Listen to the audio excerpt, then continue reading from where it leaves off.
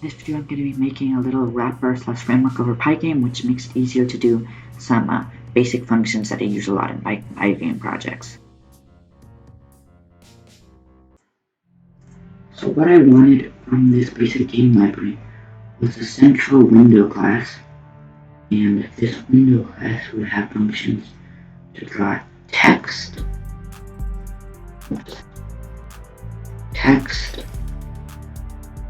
rectangles,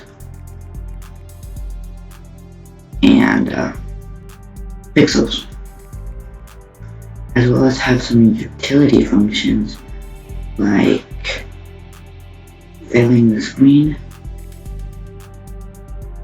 and updating it. And this updating it will be broken into two parts, which is just updating the screen, so just the screen, or handling quit operations plus updating the screen.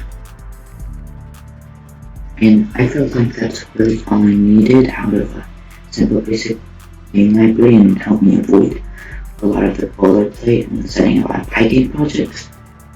I don't code in Pygame much, so it's not that big of a project, but I think it would be fun and really quick to do.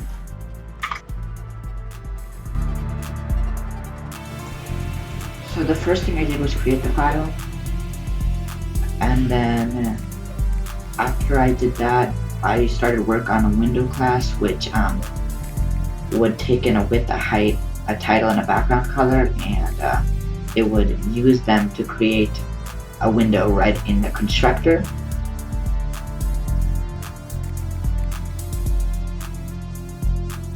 So it helped wrapped over some basic Pygame boilerplate.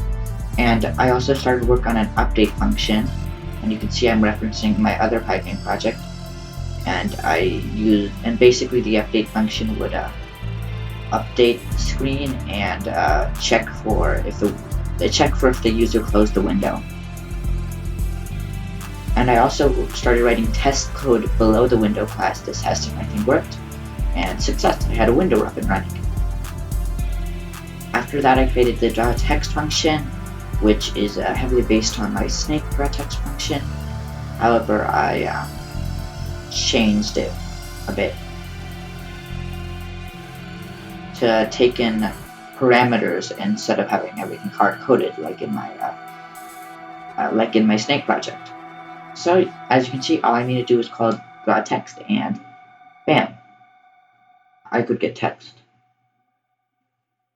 However, as in my update function, I've put a self.screen.fill, so that way it automatically goes to black. So the text is drawn, but then everything goes to black.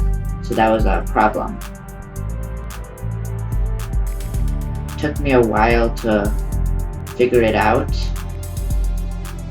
but eventually I figured it out and it worked.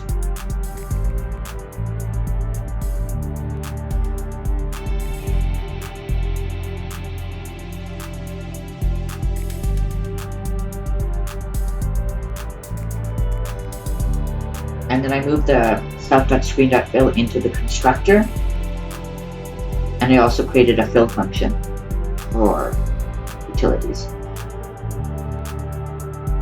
I also created another function called screen update, which would update the screen but not check for input.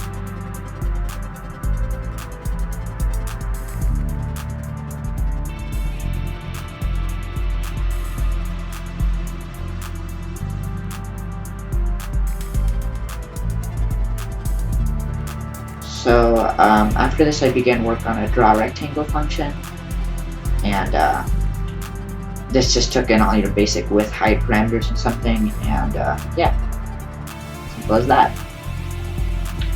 One of the problems with this library is it would still take the same amount of code to utilize in Pygame, but it's easier to set up, and it's like all you need to do is create a central window class and everything else follows.